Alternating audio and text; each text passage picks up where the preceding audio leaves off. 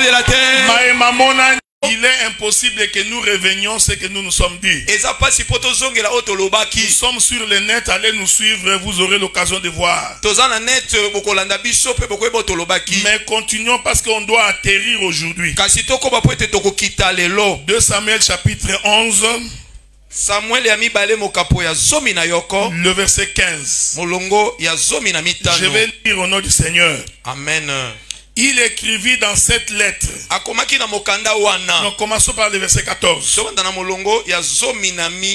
Commençons par le verset 14. De Samuel. Chapitre 11, verset 14. Verset 14. Oui. Le lendemain matin, David écrivit une lettre à Joab. Et l'envoya par la main d'Uri. Il écrivit dans cette lettre: placez Uri au plus fort du combat. Retirez-vous de lui afin qu'il soit frappé et qu'il meure. Que le Seigneur bénisse la lecture de l'écriture. Amen. Et beaucoup plus son explication. La Bible dit qu'assis du haut de sa demeure, il jeta les regards sur la terre. Il vit Bethshaba. Que la paix de Dieu soit avec vous. Amen. Il fit venir Bethshaba dans son palais. Il sortit avec Bethshaba. Et Bethshaba tomba enceinte. Nous avions expliqué que Bethshaba est venu vers David au temps de son ovulation. Et je crois que le vendredi, j'ai expliqué que l'ovulation se passe au 14e jour. C'est pourquoi l'agneau de Dieu devait être immolé le 14e jour entre les deux soirs. Et la Bible dit, Bethshaba va dire à David que je suis enceinte. Que la paix de Dieu soit avec vous. Amen. Je vous avais dit ceci le mercredi. Que nous prêchons un Dieu qui aime les femmes mariées. Et je vous avais dit de faire très attention. Parce que nous expliquons les choses du royaume. David savait que Bethshaba était mariée. Parce qu'on lui avait dit que Bethshaba c'est la femme d'Uri. Et j'ai expliqué le vendredi assez longtemps pour dire que cet acte-là, sur le plan doctrinal, est un péché. Mais quand nous montons dans la révélation, il y a beaucoup de choses que Dieu a cachées là-bas. Alors dès que David se rend compte que Bethshaba est enceinte et que c'était la femme de quelqu'un d'autre, alors Bethshaba, David va faire venir Uri. Que la paix de Dieu soit avec vous. Amen. Il appelle Uri. Il mange. Il boit. Vraiment, David était très malin. Il posait des actes qu'un homme normal ne peut pas poser. Il fait la fête avec Uri. Ensuite, il demande à Uri d'aller chez lui à la maison. Parce que l'intention de David était que si Uri rentre à la maison et qu'il sort avec sa femme, il lui fera porter la responsabilité de sa grossesse. À ce moment-là, Uri aura des difficultés pour ne pas croire que c'est sa grossesse. Mais comme Dieu c'est un Dieu qui met les choses en scène, il mit dans le cœur d'Uri le désir de ne pas aller à la maison. Et la Bible dit que Uri dormit à la porte de David. David se réveille le matin, il constate que Uri n'est pas parti. Je voudrais te dire, l'Éternel Dieu est le maître des temps et des circonstances. Il ne faut pas répéter ces versets. Il faut méditer bien ces versets. Quand nous disons qu'il est le maître des temps, qu'il est le maître des circonstances, c'est toute la foi. Cela veut dire que rien ne peut t'arriver si Dieu ne l'a pas autorisé. Ta bénédiction dépend de celui qui gère les temps. Ta bénédiction dépend de celui qui gère les circonstances. Ce qui est impossible aujourd'hui, il faut savoir qu'il y a quelqu'un qui gère le temps et qui gère les circonstances. C'est pourquoi nous nous confions en lui, parce que nous savons qu'il est capable de tout. Alors David constate que Uri n'est pas parti. Souvenez-vous que l'ombre n'est pas la représentation exacte des choses. La Bible dit que l'ombre disparaît en Christ Jésus. Alors David va écrire une lettre de sa propre main. Suivez-moi bien. Regardez. David était avec Uri dans la maison. Ils ont mangé ensemble. Uri n'est pas sorti de la maison de David pour aller chez lui. C'est très important. C'est-à-dire que Uri était avec David. David écrit la lettre. Il prend cette lettre-là. Il donne à Uri. C'est lui qui était avec lui dans la maison. Il dit prends la lettre. Amène à Joab. Dans la lettre, David écrit. Quand il arrive au combat, la lettre était écrite à Joab. En bon français, David devait dire place Uri au fort du combat. Mais David n'a pas écrit comme ça. David a écrit au pluriel. Placez Uri.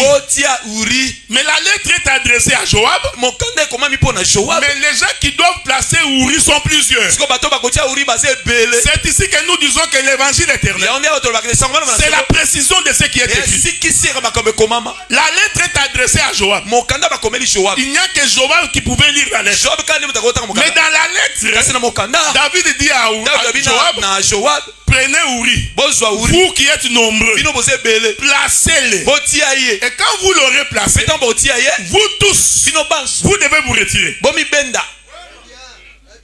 Que la paix de Dieu soit avec vous. Amen. Tu comprendras aujourd'hui qu'il n'y a qu'une seule personne qui peut te donner la vie. Aucun homme de Dieu, aucun docteur, même s'il parle bien, aucun pasteur, aucun prophète ne peut te donner la vie.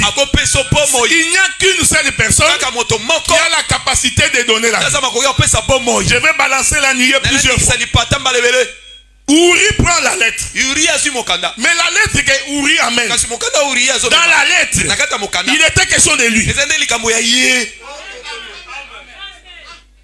Ah, j'ai compris. Pourquoi Paul? Parce que moi je crois que c'est lui qui a écrit le livre des Hébreux. C'est Paul. D'après le style. Paul, dans le livre des Hébreux, il est écrit ceci. Tu n'as voulu ni sacrifice ni holocauste. Tu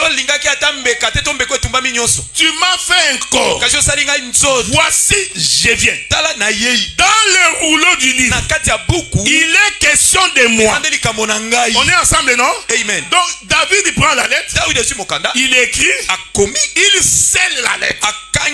Parce que la lettre du roi est toujours roulée. Mais à celui qu'on donne la lettre, il est question de lui-même dans ce qu'il a entre ses mains. Donc j'ai compris. Ici Uri devient l'image de Jésus-Christ. Suivez-moi bien. Parce que je nagerai beaucoup de fois. Uri qui prend la lettre. La lettre concernant sa propre mort. Ici Uri devient l'image de Jésus. Pourquoi? Parce que quand nous lisons les livres de Luc, dans le chapitre 24 à partir du verset 44, la Bible dit il a été question de la mort de Jésus dans la loi, dans les psaumes et dans les prophètes. Donc j'ai compris cette lettre là, en réalité c'était la loi, les psaumes et les prophètes, pour annoncer la mort de celui qui les porte. C'est pourquoi Jésus dit dans le livre de Jean chapitre 5 verset 39, vous sondez les Écritures, vous croyez trouver en elle la vie, mais ce que vous ignorez, il est question de moi dans ces Écritures. Est-ce que vous me suivez? Amen. Donc c'est Uri là qui est en train d'aller sur le champ de combat. En réalité c'était le fils qui sort de la maison du père. Ici David devient le père, Uri devient le fils. Voilà pourquoi il n'est pas rentré chez lui à la maison. Il est resté dans la maison de David. Et il doit sortir de sa maison pour venir donner la vie.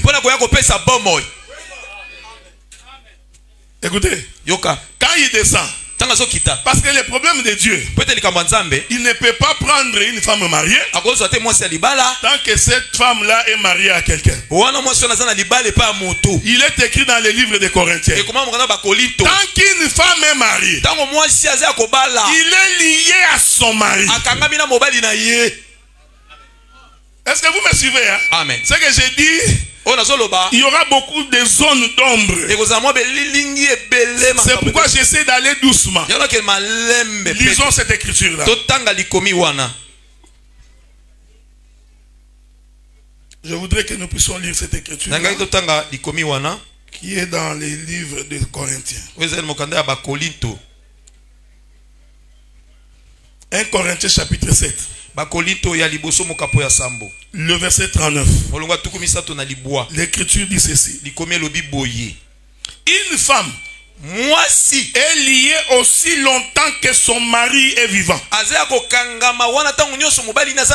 Mais si le mari meurt, elle est libre de se marier à qui elle veut, la femme, tant que la femme est vivante. Je ne t'ai pas dit d'aller prendre une deuxième femme. Quand tu ne comprends pas, il faut poser la question. La Bible n'a jamais dit que l'homme est lié à une femme tant que la femme est vivante. Je voudrais dire, la femme peut être vivante, l'homme est capable de prendre une autre femme. J'aime la Bible, frère. Vous pensez qu'il s'agit de toi? Jésus parlait de lui-même.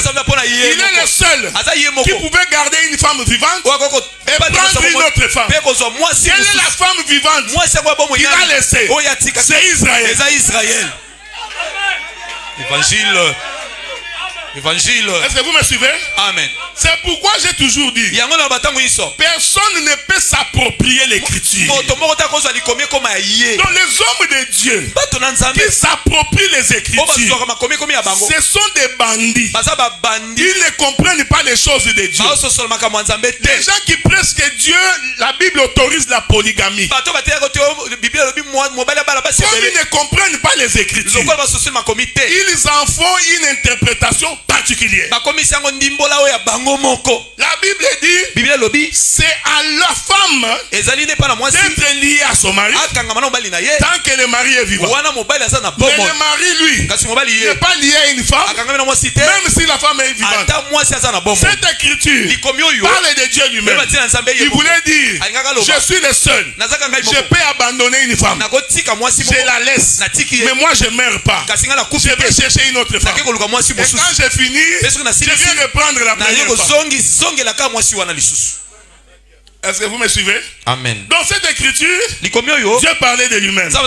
Pourquoi? Parce que nous avons un Dieu qui ne meurt pas. Donc comme il ne meurt pas, il n'y a pas de raison pour qu'une femme dise, mon mari est mort, je suis libre. Voilà pourquoi tous ceux qui croient en Jésus sont liés à Jésus à vie.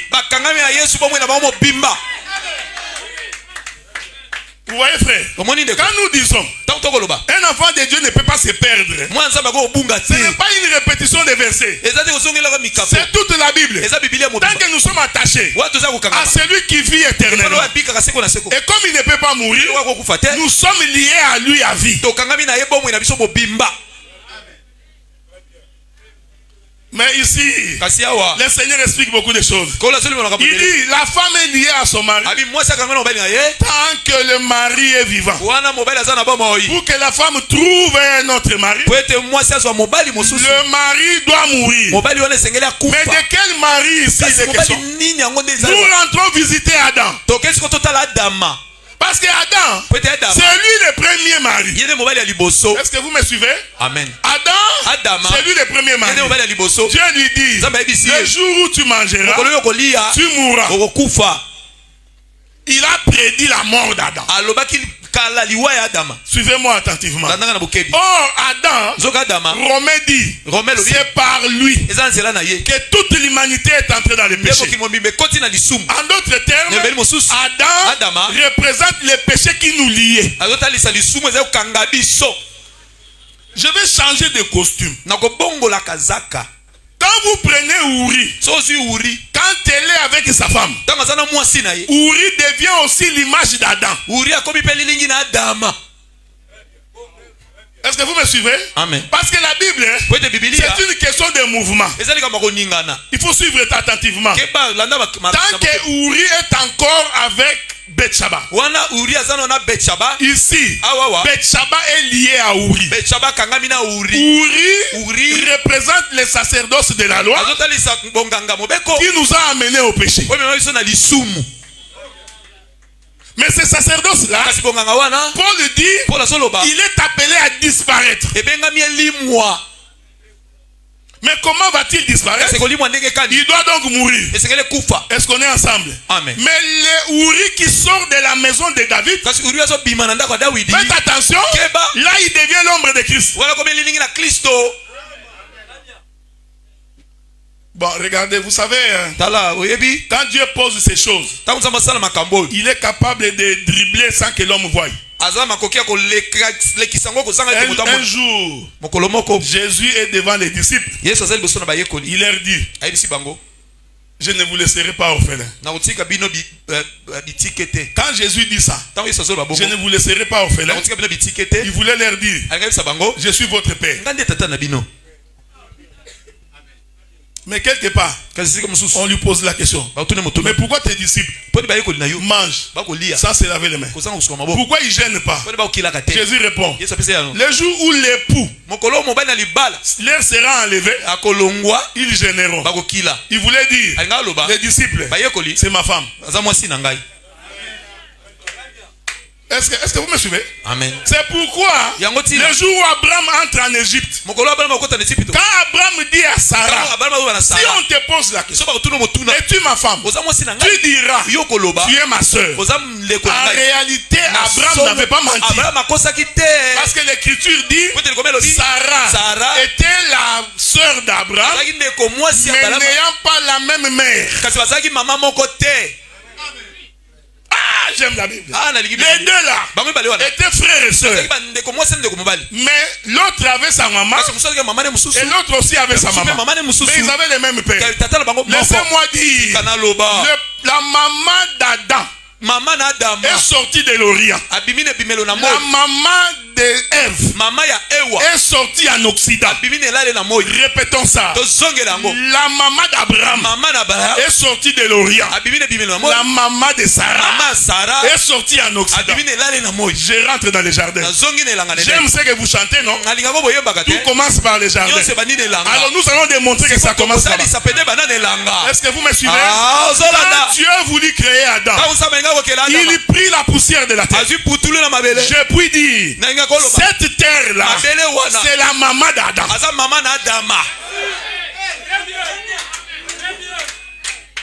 Est-ce que vous me suivez? Amen. Je puis dire, cette terre-là, qui était sortie de la mer le 3e jour, c'est Marie.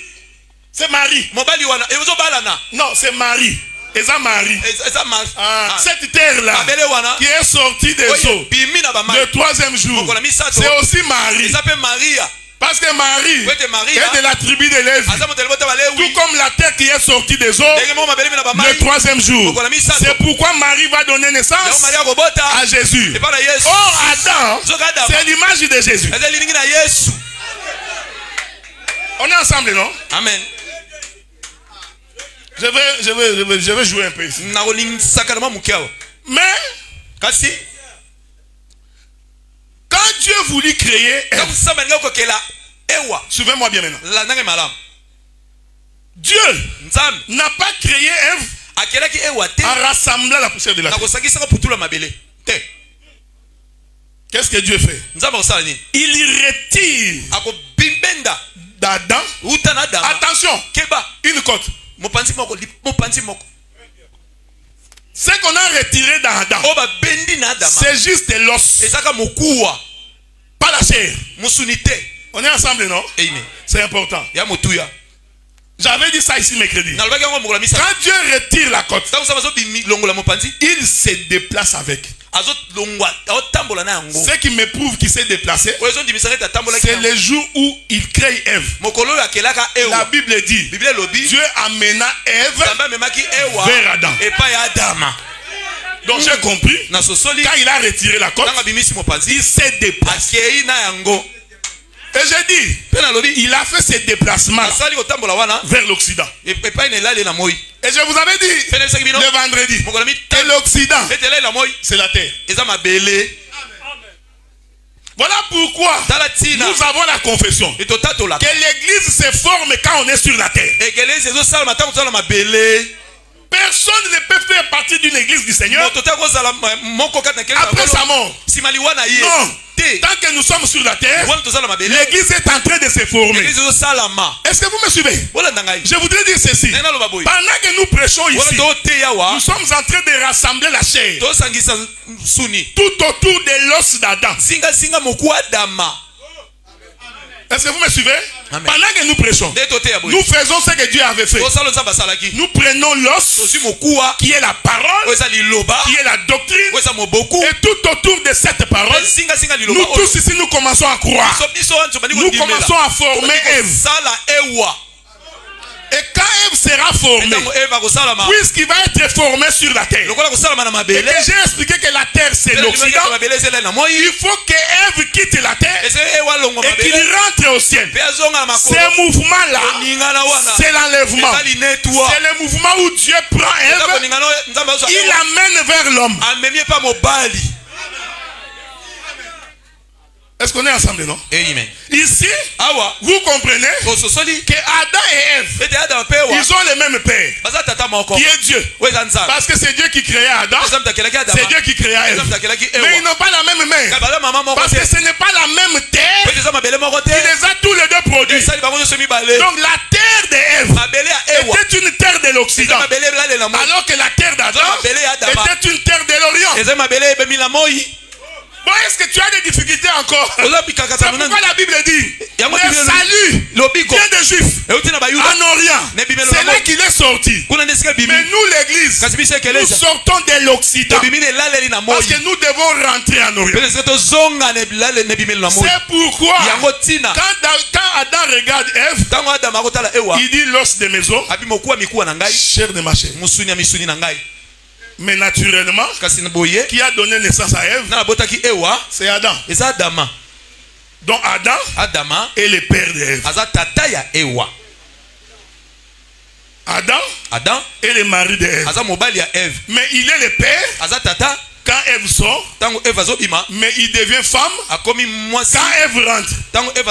Est-ce que vous me suivez? Nous sommes nés de Dieu comme fils de Dieu. Mais le retour, nous le ferons comme épouse.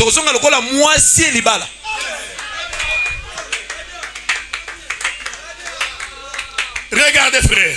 C'est pourquoi tant que Uri est avec Bethsheba, il est le mari de Bethsheba. Mais quand il est avec David, sortant de la maison de David avec la lettre, Uri devient l'image de Jésus qui quitte le trône, qui va où? Sur le champ de combat. J'aime la Bible, frère. Dans ce rouleau, il était question de lui. Quand il descend, il arrive au champ de combat. Il prend la lettre. Il donne à Joab. Ah, que la paix de Dieu soit avec vous. Amen. Il est merveilleux. Je voudrais dire, c'est Joab là. C'est Moïse. Parce que c'est lui qui va décider de la mort d'Uri. Parce que c'est lui qui interprète. Il lit, il comprend que Dieu m'a dit, David m'a dit, cet homme doit mourir. Est-ce qu'on est ensemble, hein? Amen. Suivez-moi attentivement. Cet homme ici, il doit mourir. Il comprend. Mais Dieu m'a dit à moi que nous allons être plusieurs pour le placer. Oh, regardez. Dieu dit à Aaron et à Myriam, s'il y aura un prophète parmi vous, moi l'Éternel, je lui parlerai par des songes et par des visions. On est ensemble, non? Amen. C'est pourquoi moi j'ai toujours eu des problèmes avec des prophètes. Quand un prophète me dit, Dieu m'a dit, moi je pose la question, tu as vu quoi? Dieu ne se contredit pas, frère. Il dit, s'il y aura parmi vous un prophète, c'est par des visions et que par des songes que je lui parlerai. Ou bien par voix audible. Alors, quand quelqu'un te croise en chemin, il se fait passer pour un prophète. Il te dit, mon frère, ma soeur, Dieu m'a dit que tu as des combats. Il ne faut pas croire vite. Il faut lui poser la question. Qu'est-ce que tu as vu? Parce que pendant que nous parlons, tu ne dors pas. Donc tu n'as pas eu un son. Donc tu as eu une vision. Il faut que tu me dises, pendant que je t'ai regardé, voici ce que j'ai vu. Maintenant, une fois que tu as la vision, il faut que Dieu donne l'interprétation de la vision. Merci. Dieu, c'est comme ça qu'il opère. Il ne peut pas changer. Nous ne prêchons pas des choses d'à peu près. À Kinshasa, il n'y a pas de transport. Nous marchons tous à pied. Nous aurons tous mal au dos. Mais quand un prophèet me dit, Dieu me dit, tu as mal au dos, ça là ce n'est pas une prophétie. Déjà les motos, tu auras mal au dos. Comme je suis ici, je peux faire l'exercice. Tous ceux qui ont mal au dos, levez les mains. Levez les mains, vous qui avez mal au dos. Donc je pouvais également dire, Dieu me montre. Il y a ici des gens qui ont mal au dos. Vous aussi vous acclamez. Il est devenu prophète. Quand on n'a pas la connaissance, tu vas mourir. Pendant que je suis ici, si j'ai dit, il y a des sœurs qui ont mal au ventre, je t'informe, la probabilité à 80% qu'il y a.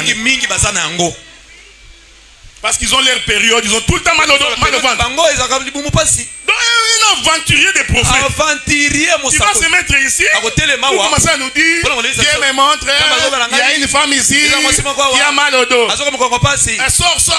Nous voyons 4 femmes sortir. Oh, aventurier. La précision. Si Dieu te... Frère, Dieu ne peut pas mentir. Ou bien tu as entendu la voix audible. Je suis prédicateur. Ça fait plus de 15 ans. Je suis devant le peuple tous les jours. Pendant que je vous regarde, sans Saint-Esprit, je peux te regarder et savoir que tu as des problèmes. Ça n'a rien de spirituel. Seulement te regardant comme ça, je peux voir. Pendant que je prêche ici, toi tu es dans les pensées. Ton visage va accuser que tu as des problèmes. C'est ce que Dieu a dit à Caïn. Pourquoi tu es si abattu? Pourquoi ton visage est si abattu? Si tu as bien fait, relève la tête.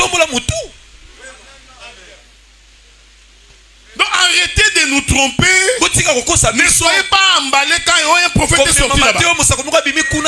Non, c'est lui qui a l'enseignement. Ne cours pas dans des choses comme ça. Merci. Et tu vas écouter quelqu'un qui nous dit, non, lui il est prophète. Nzondo, quel Nzondo? Où sont passés tous les nganga qui étaient à Kinshasa? Les gens qu'on consultait avec les mains. Où est-ce qu'ils sont? Ils sont dans des églises. Ils se font passer pour des prophètes. Laissez-nous vous dire, les dons des prophéties ne dirigent pas l'église. Merci.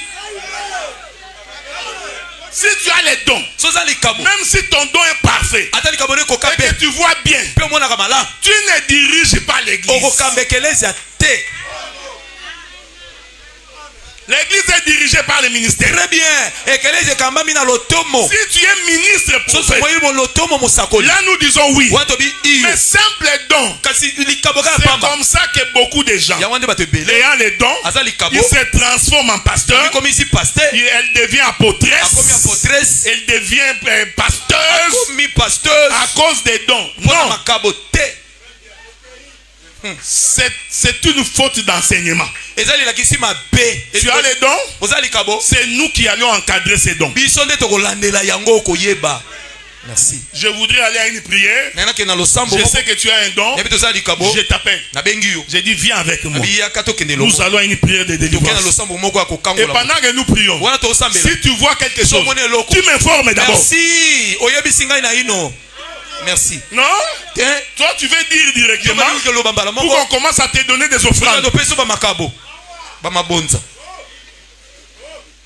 Tu me dis, moi en tant que ministre, je juge s'il faut le dire maintenant ou ne pas le dire maintenant. Parce que l'esprit des prophètes est soumis aux prophètes. Je peux voir ton cas maintenant. Ce n'est pas important que je te le dise. J'ai tout mon temps. Je peux te voir après. Mais si je voudrais vous impressionner. Oh, alléluia. Oh. Frère, toi tu es futur serviteur de Dieu. Parce qu'il est en veste.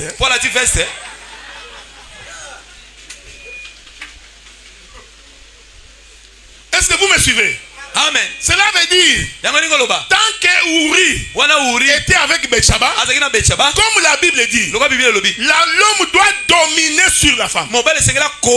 C'est ce que la Bible dit. L'homme dominera sur toi et tes désirs seront portés vers lui. Donc l'homme c'est celui qui domine. Maintenant vous comprenez que Uri qui domine Betsheba, c'est Adam, c'est le péché. Parce que tant que le péché domine sur ta vie, tu es esclave. Donc la vraie délivrance, c'est être délivré du péché. C'est pourquoi Uri doit mourir. Parce que Uri qui meurt, faites attention, c'est le péché. Nous avons la confession et Dieu ne peut pas mourir. C'est pourquoi les témoins de Jéhovah et les musulmans, ils ont des difficultés pour comprendre comment votre Dieu meurt.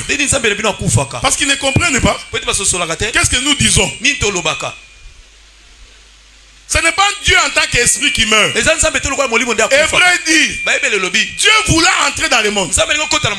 Dieu voulant entrer dans le monde, il s'est fait un corps. Parce que Dieu savait, s'il lui rentre, il ne peut pas mourir. Il est esprit. Voilà pourquoi il doit aussi prendre un corps mortel. Écoutez frère, vous savez quand Dieu créait Adam, avant même qu'Adam ne pêche, il était déjà mortel. C'est simple fait que Dieu a pris la poussière de la terre. Comme c'est la poussière, cette poussière devrait retourner. Voilà pourquoi quand il a péché, Dieu lui a dit, tu es poussière, tu retourneras poussière. Mais qu'est-ce qui était poussière? Le corps. Mais le souffle qui était en lui n'était pas poussière. C'est pourquoi sur la croix, Jésus avait raison de dire, entre tes mains, j'ai remis mon esprit. Mais lui le corps, il doit descendre dans les séjours de mort. C'est ça la mort de Dieu. Ce n'est pas Dieu en tant qu'esprit. C'est l'esprit qui rentre chez Dieu. Mais le corps, lui, doit passer par là. Est-ce que vous me suivez? Amen. Donc Uri, qui est le mari de Betsheba, représente la manière dont le péché nous a sujettis. C'est pourquoi Dieu aime les femmes mariées. Pourquoi? Parce qu'il veut nous en délivrer. Il nous délivre de celui qui nous domine. Laissez-moi dire ce matin, celui qui domine ta vie, celui qui domine ton existence, celui qui te rend la vie difficile, Dieu a la capacité de les détruire. Prenez Uri. Bozwa Uri. Placez-les. Botia ye. Placez. Botia. Plusieurs. En réalité, c'est tous les sacerdoces de Moïse. Donc les prophètes, les psaumes, les lois. C'est eux qui placent Jésus. C'est pourquoi Pilate pose la question. Mais pourquoi voudriez-vous qu'il meure? Ils répondent, selon notre loi, cet homme ici doit mourir. Donc ce n'est pas seulement nous. Ce n'est pas seulement nous les sacrificateurs. Moïse aussi est avec nous. Donc on doit les faire mourir. Placez-la, c'est un langage pour dire ceci. La loi des psaumes et des prophètes ont annoncé sa mort. C'est à cause de deux qu'il va mourir. Est-ce qu'on est ensemble, non? Amen. Maintenant quand Joab lit la lettre, il lit la lettre, il prend Uri. Est-ce qu'on est ensemble? Amen. J'aime la Bible. L'écriture dit, retirez-vous de lui. Que la paix de Dieu soit avec vous. Amen. Pour qu'il meure, il faut que vous tous, vous devez vous retirer. Parce qu'il n'y a que lui qui doit mourir. Laissez-moi dire, Abraham s'est retiré. Isaac s'est retiré. Jacob s'est retiré. Néhémie s'est retiré. Jérémie s'est retiré. Il est resté seul au pressoir. Donc ceux qui se retirent là, c'est tout un sacerdoce. C'est le sacerdoce de Moïse qui n'a pas la capacité de sauver. Voilà pourquoi quand il vient, Jean-Baptiste doit se retirer. Il dit, je ne suis pas digne. Non, pas moi. Pas moi. Pourtant Jean-Baptiste est l'un des plus grands prophètes. Tous ceux qui sont nés d'une femme, Jean-Baptiste est le plus grand. Mais il dit non, celui-là, nous devons le laisser seul. Oh Pierre, pris dans les tourments, il dit Jésus, tu ne mourras pas. Moi je te défendrai. C'est anti-doctrine. Parce que la lettre dit, il doit rester seul. On doit frapper les bergers. Les troupeaux doivent se disperser. Laissez-moi te dire, pour ton salut, il n'y a qu'une seule personne. Pour ta vie, il n'y a qu'une seule personne. Pour la solution, il n'y a qu'une seule personne. Il n'y a que Jésus. On doit élever au milieu de... Mes bien-aimés frères, on n'élève pas un homme. Jamais. Même si tu m'aimes bien, même si je te donne l'argent, ne prends pas l'habitude de m'élever. Dieu ne te soutiendra jamais. Nous tous ici, nous devons nous incliner. Seule la parole doit être élevée au milieu de nous. Seule la parole. C'est ça Saoul. L'homme le plus élancé en Israël. Quand on entrait en Israël, tout le monde était petit de taille. Sauf Saoul. On ne pouvait voir que sa tête. Laisse-moi dire, élève Jésus dans ta vie, tu réussiras. Élève Jésus dans ta vie, tu auras la solution. Élève Jésus dans ta vie, la gloire va être donnée. Dieu, David dit, retirez-vous de lui. Que la paix de Dieu soit avec vous. Amen. Laissez-moi dire beaucoup de choses ici. En réalité, quand Uri descendait avec le rouleau, il était le lion. Est-ce que vous me suivez? Amen. Parce que c'était un guerrier, un combattant qui tient dans sa main le livre qui donne la vie. Jean avait raison. C'est le lion de la tribu de Juda qui a le pouvoir de rompre les sceaux. Donc c'est Uri qui descend avec le livre. C'est le lion. Mais écoutez, le lion ne peut pas mourir. Parce que parmi les animaux de sacrifice, les carnivores n'existent pas. Ne monte sur l'autel que les herbivores. Pourquoi? Parce que les lions, c'est un mangeur. Tu ne peux pas les retenir. Un jour, Abraham prit Isaac. Ils s'en vont à la montagne. Il dit à ses disciples, non, ses serviteurs, laissez ici. Moi et le fils, nous montons, nous reviendrons. Nous croyons qu'Abraham avait confessé la mort du fils et sa résurrection. Il monte. Ils arrivent à la montagne. Isaac lui pose la question. Il dit, Père, voici les bois. Voici le feu. Où est l'agneau? Écoutez, Isaac a posé la question. Où est l'agneau? Parce qu'Isaac, dans sa révélation, il savait que ne peut monter sur l'autel qu'un agneau. Abraham répond, l'Éternel est Dieu pour voir. Est-ce qu'on est ensemble, non? Amen. Quand il prit Isaac, il mit sur l'autel. Il voulut l'égorger. Dieu dit arrête. Retourne et regarde. Quand Abraham se retourne, il voit les béliers. Oh, les béliers, c'est le père de l'agneau. Est-ce que vous me suivez? Amen. Abraham a vu le père. Mais il a vu le père dont les cornes sont attachés.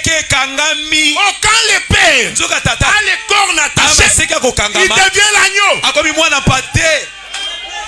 Quand le père a les cornes attachées, il n'est plus le lion. Il n'est plus le lion. Parce qu'avec ses cornes, il y aura un coup de tête. Tu tomberas. C'est pourquoi il faut retenir sa force. Je te dis, frère, Jésus avait raison de dire, j'ai la capacité moi-même de donner ma vie et de la reprendre. Parce que si je ne veux pas, vous n'allez pas me lier. Judas l'Iscariote vend Jésus. Il dit à ces gens-là, laissez-moi l'embrasser. Parce que si je ne l'embrasse pas, vous allez arrêter Pierre. Laissez-moi l'embrasser. Laissez-moi donner un conseil. Un enfant de Dieu doit avoir l'humilité. Et nous les serviteurs, et vous, nous devons tous être humbles. Un vrai serviteur, c'est pas celui qui se vante. Non, quand il parle, vous saurez que c'est un serviteur. Il n'est pas dans, vous voyez moi, je fais ceci, moi je suis passé par là, j'ai fait beaucoup de choses, moi j'ai publié des livres. Ça c'est un aventurier. D'ailleurs, Jésus avait dit ça. Vous adorez les premières places. Et dans des églises. Et dans des fêtes. Docteur Dan là. Si tu lui dis, Docteur Dan, va t'asseoir là-bas. Il va aller s'asseoir.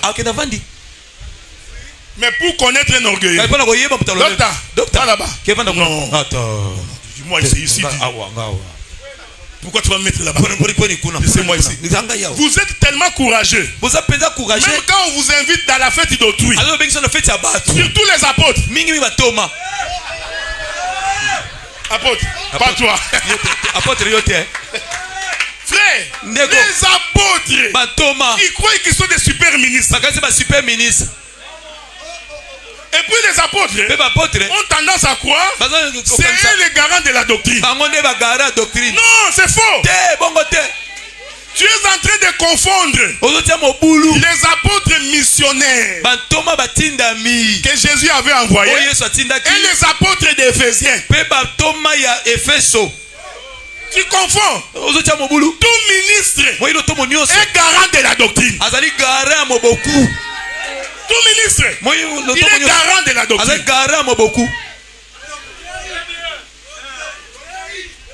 Est-ce que vous suivez ça? Oh, les apôtres. Oh. L'apôtre arrive dans une fête. La fête d'autrui. Regardez.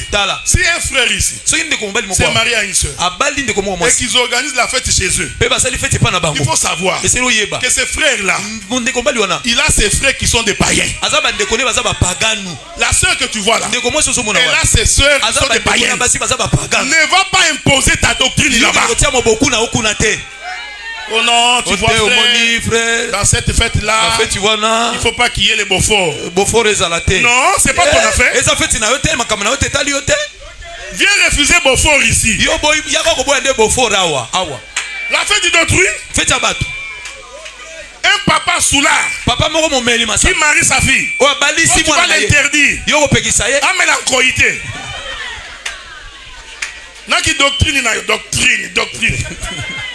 Vous terrorisez les couples, frères. Non? L'apôtre arrive. D'abord, il arrive en retard. Je voudrais dire une chose. Bon, heureusement, je suis visiteur. Mais si j'étais ici, j'arriverai ici avant tout le monde. Avant culte. Quand on commence, le ministre doit être ici. Ce n'est pas du genre. J'ai un petit là-bas qui est modérateur. Maintenant, moi, je passe mon temps. Donc, je sais que le modérateur va faire le travail. Et toi, tu arrives en retard. Non, le ministre doit arriver avant. Parce qu'en Israël, le sacrificateur attendait le peuple. Il attendait le peuple. À moins que tu sois vraiment pris. Mais il y a des gens, ils ne sont pas pris. Tout il y en a d'autres qui sont dans des bureaux. Pendant que nous prions, le ministre est dans les bureaux. En train de causer inutilement. Il attend la prédication pour sortir. Vous ne connaissez pas Dieu. Le Dieu du ciel. Créateur du ciel et de la terre. Devant ces dieux-là, tu ne trembles même pas. Tu ne les connais pas, frère. Tu ne les connais pas? Frère, nous prêchons des choses sacrées. Quand je viens servir Dieu, je viens avec abnégation, avec toute ma force. C'est-à-dire je consacre mon temps pour ça. Non? Le pasteur lui vient.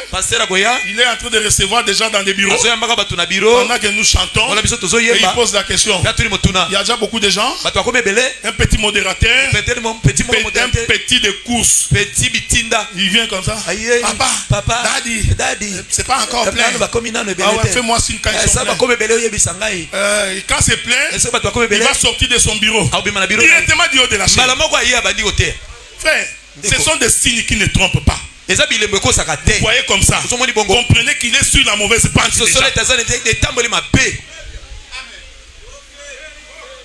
Est-ce que vous comprenez ce que j'ai dit? Amen. C'est très important.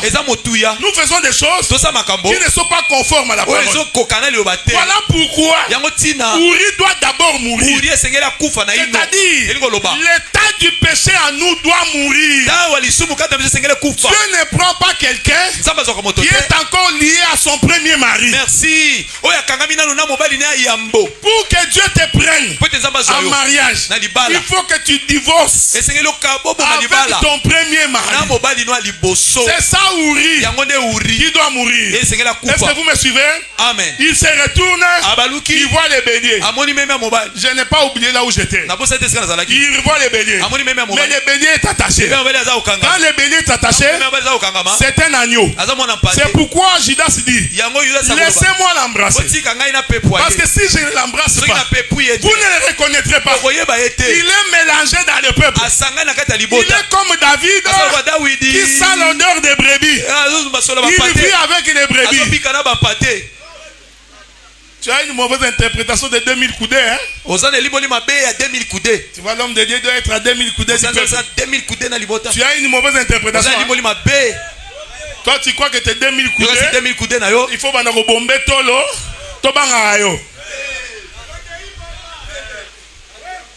Il dit, laissez-moi l'embrasser. J'ai béni Judas Iscariote. Parce que s'il n'avait pas embrassé Jésus, nous n'allions pas les reconnaître. J'ai dit, Judas, c'est Jean-Baptiste. Pourquoi? Il n'y a que Judas qui pouvait l'identifier parmi plusieurs. Il dit, attendez, il n'y a que moi qui le connais. Parce que j'étais avec lui sur la table pendant que nous mangeons. Il m'a dit, fais ce que tu as fait. Oh, je t'ai dit, Judas Iscariote, c'est un prophète. Pendant que nous mangions, il m'avait dit, toi, sors. Écoutez frère, vous savez quand Jésus a dit, l'un de vous va me trahir. Alors ça a énervé Pierre. Parce que Pierre pensait que Jésus c'est son petit. Dans le ministère, même si tu es plus âgé que moi, faites attention. Je suis le ministre. Tu vas dire que tu vois ce petit là. Non, pas le petit. Le ministre, même s'il a 18 ans, c'est un père.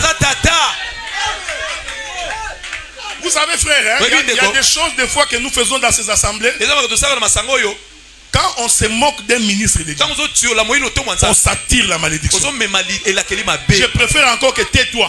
Un conseil.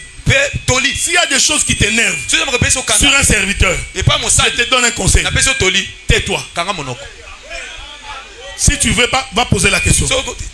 Mais si tu parles mal d'un serviteur, tu es en train de t'attirer une malédiction. Pierre pose la question. Pierre savait que, parce que vous connaissez Pierre, non? Il discutait tout le temps avec Jésus. Tout le temps. Il pose la question. Il dit, bon, si je lui pose la question, il ne répondra pas. Qu'est-ce que Pierre fait? Il va demander à Jean. Parce que la Bible dit, Jean, c'était le disciple que Jésus aimait beaucoup. Et Jean dormait sur la poitrine de Jésus. J'ai compris. Ces gens-là, c'est les ministres. Pour être informé de la pensée de Jésus, il faut qu'il y ait le ministère. Sans le ministère, tu ne connaîtras pas la pensée de Dieu. Il va vers Jean. Jean, pose-lui la question. Qui me trahira? Jésus a répondu à Jean. Mais la seule chose, c'est que Jean n'a pas dit à Pierre. Jésus a dit à Jean, c'est lui avec qui j'ai trempé le pain dans la coupe. C'est celui-là qui me trahira. Jean-Baptiste, Jean était en train de regarder.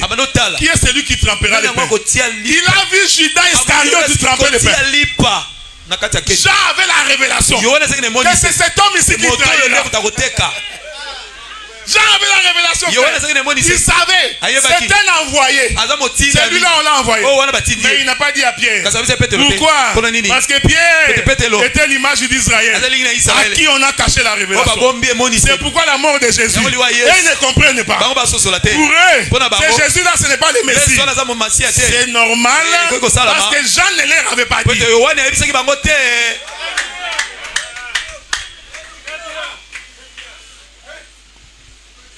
Judas sort. Quand il rentre avec les soldats, il dit attendez, je vais vous montrer l'agneau de Dieu qui ôte les péchés du monde. C'est ce que je vous dis là. C'est exactement ça la parole. Je sais que pour toi Judas c'est un traître. Oui, c'est aussi un traître. Mais il cache beaucoup de choses. Il vient, il embrasse Jésus. On est ensemble, non? Amen. Père, Tata, voici le feu. Voici le bois. Mais où est l'agneau? Est-ce qu'on est ensemble? Quand il embrasse Jésus, les soldats qui ont voulu les saisir, il leur pose la question. Qui cherchez-vous? Ils répondent, Jésus de Nazareth. Jésus répond, c'est moi. La Bible dit, il reculait et tombait. Pourquoi? Parce que c'était les lions, c'était les béliers non attachés. Quand il est non attaché, tu ne peux pas le retenir. Il a dit à Pilate, j'ai prêché ici tous les jours. Qui d'entre vous m'a arrêté? Parce que c'était les lions dans toute sa puissance. Il guérissait les malades. Il élevait les paralytiques. Laisse-moi te dire, quand les lions marchent, ta maladie doit être sauvée. Quand les lions marchent, tes problèmes doivent être résolus. Quand les lions marchent, personne ne peut résister. Il dit Pilate, qui m'a arrêté? Mais si vous m'arrêtez, c'est parce qu'on a attaché les cordes. Celui qui a attaché les cordes, c'est le Père. Quand le Père attache les cordes, le lion devient l'agneau.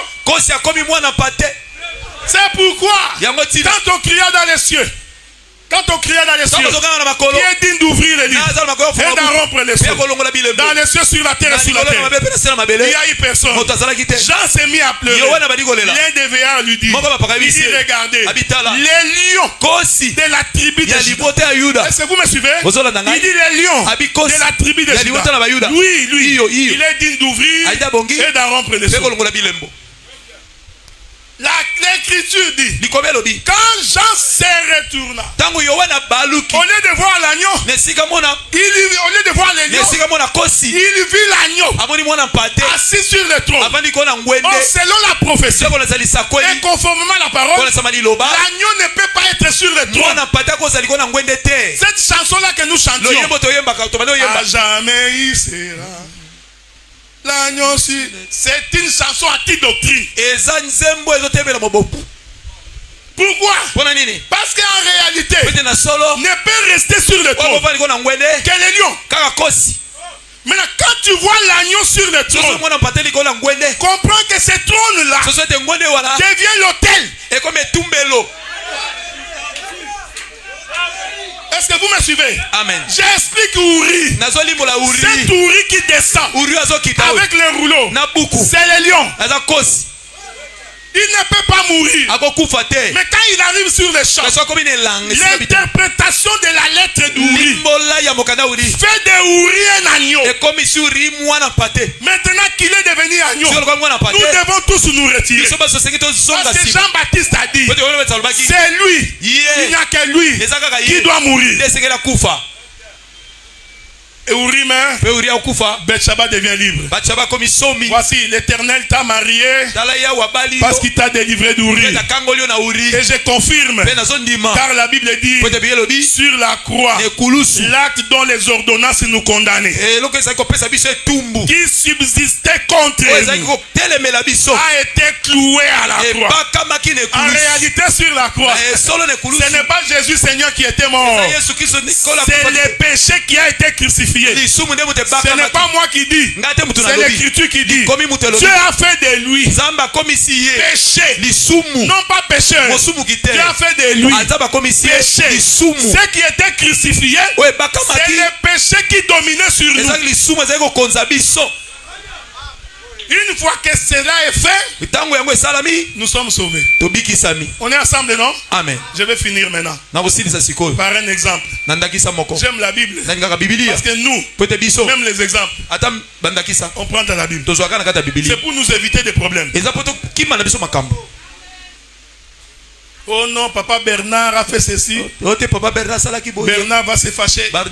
Pourquoi tu as cité mon nom là-bas? Alors Dieu est tellement bon qu'il a tout mis par écrit pour que tout soit là. Je prends l'exemple dans ma Bible. Un jour, le roi Akab voulait aller en guerre. Est-ce qu'on est ensemble, non? Amen. Je vous informe qu'Akab est de la tribu de Juda. Parce que toi, tu as Akab, c'était mauvais. Oui, mais il est de la tribu de Juda. C'est la tribu où Dieu a dit le roi descendra de cette tribu. Alors, il devait aller en guerre ensemble avec le roi Josaphat. Alors, tout autour d'Akab, il y avait des prophètes. Moi, j'ai un problème avec des prophètes. Parce que s'il y a du mensonge, ça sortira dans la bouche des prophètes. Parce que Dieu sait que l'homme croit facilement aux prophètes. C'est pourquoi quand vous avez des prophètes, il faut les scruter. Dieu, dans son conseil, il pose la question: qui me séduira Akab? Un esprit est sorti. Parce que moi je crois Dieu est le maître de tous les esprits. Rien ne peut t'arriver si Dieu ne l'a pas autorisé. Voilà pourquoi nous dans l'assemblée des saints, on ne fait pas la promotion des démons. Les démons d'Mpoukou, les démons de Kankrela, les démons de... Parce que plus vous parlez des démons, les gens vont commencer à avoir peur. Alors que nous sommes ici pour vous donner l'assurance. Merci. Non, pas vous faire peur. C'est là où nous avions dit. Tous les gens des 17e rue là. Ils ne prêchent pas Dieu. Combat.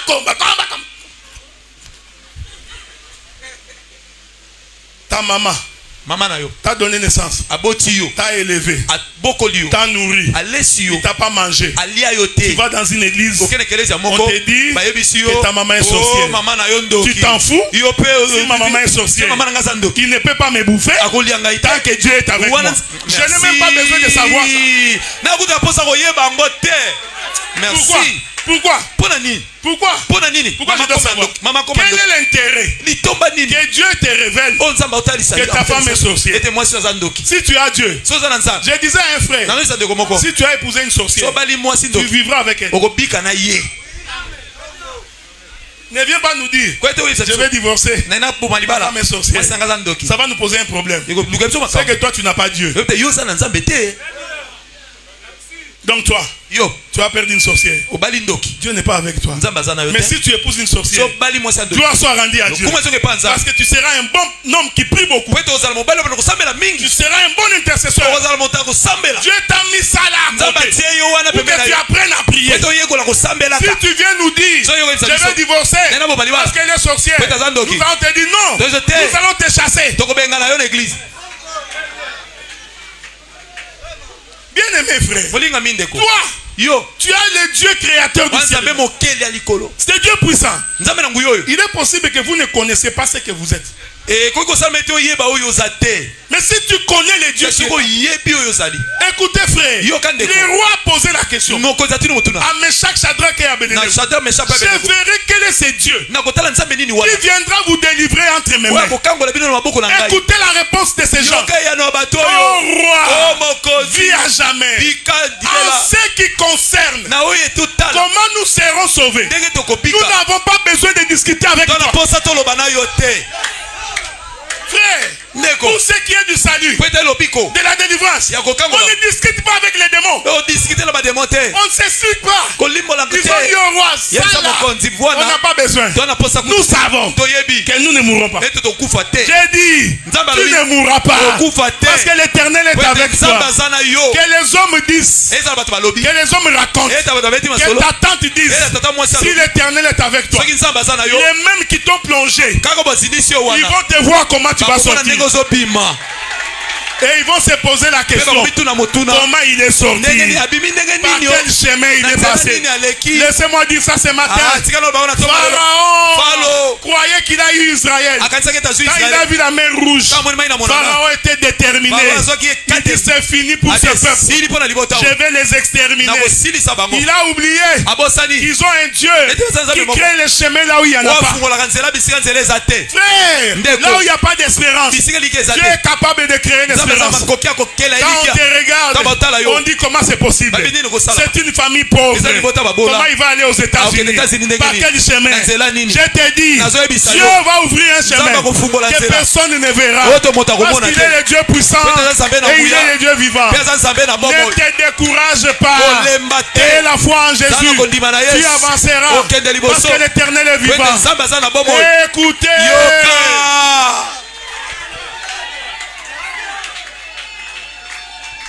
L'éternel Dieu est vivant. Je suis l'esprit des mensonges. J'entrerai dans la bouche de tous les prophètes. Et je prophétiserai les mensonges.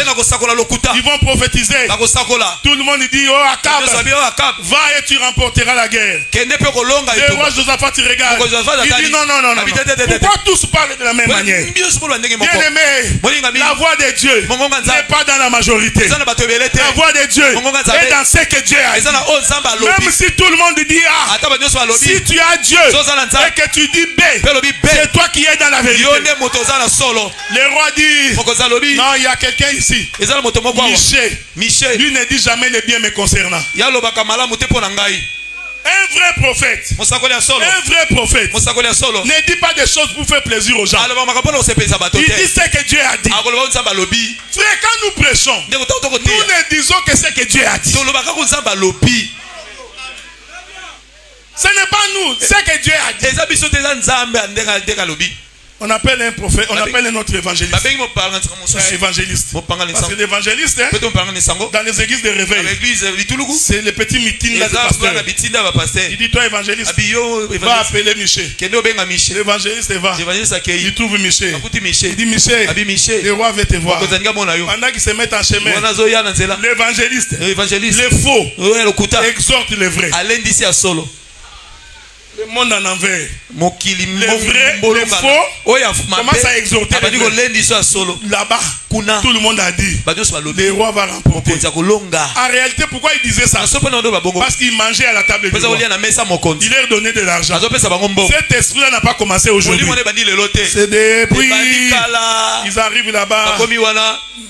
Akab regarde Michel. Michel, est-ce que je remporterai la guerre? Parce que l'exhortation avait fait des effets. La foi vient de ce que l'on entend. Michel, il dit au roi, va en guerre et tu remporteras. Le roi dit non.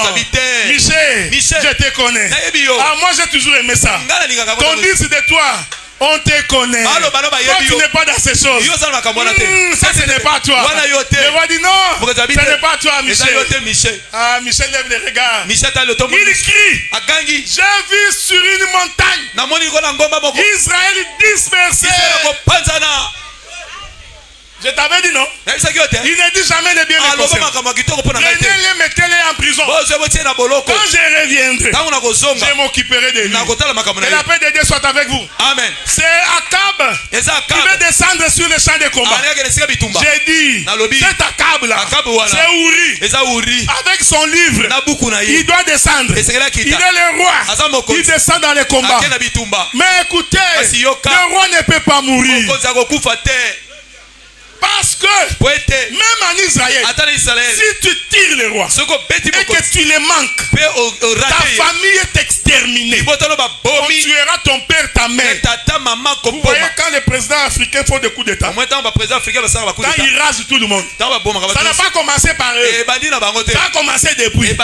Si tu tentes un coup d'état contre le roi, il faut l'avoir. Si tu le rates, toi tu es fini.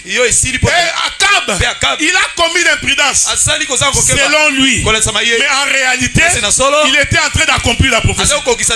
L'écriture dit, Akab, au lieu de descendre sur le champ de combat avec ses vêtements royaux, il a compris, non, il faut que j'aille mourir. Mais en tant que lion, je ne peux pas mourir. Il enlève ses vêtements.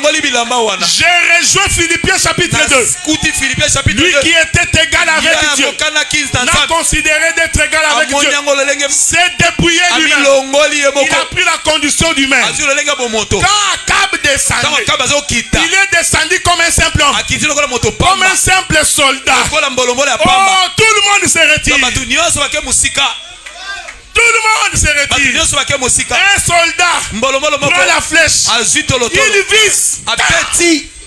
Je t'informe, si Akab avait ses vêtements, cette flèche n'allait pas l'atteindre. Mais Dieu s'est dépouillé de sa divinité, est devenu comme nous.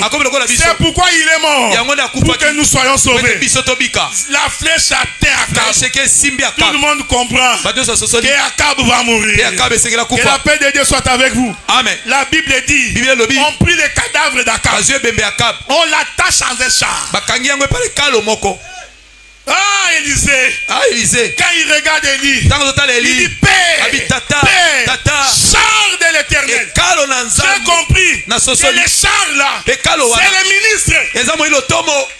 Mais ils ont attaché quoi? Ils ont attaché les rois morts. Ils ont attaché les cadavres de quelqu'un. Là où se trouvent les cadavres, c'est là où les aigles viendront. Ils vont l'attacher. Dès qu'ils l'ont attaché, la Bible dit qu'ils vont circuler avec dans la ville. Ils vont aller avec ça dans la ville.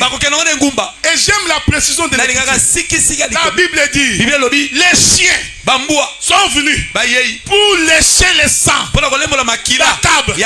Oh, une femme est venue voir Jésus. Il dit à Jésus, donnez-nous une guérison. Jésus dit, on ne prend pas la nourriture des enfants pour donner aux chiens. La femme dit, je sais pour que les chiens mangent. Le pain doit être brisé. Oh, le pain brisé, c'est la mort d'Akab. Akab doit mourir pour que nous les chiens, que nous venions pour que la paix de Dieu soit avec vous.